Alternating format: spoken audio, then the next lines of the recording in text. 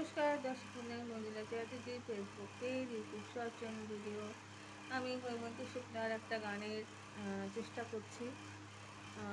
করছি। ভুল ত্রুটি হলে ক্ষমা করবেন, কেননা উনি অত বড় গায়িকা, আমার ওনার মতন গাওয়ার ক্ষমতা নেই। আমি সেই দুঃসাহসিকতার পরিচয় দিতে চাই না, চেষ্টা করছি। ওই বুঝি বাঁশি বাজে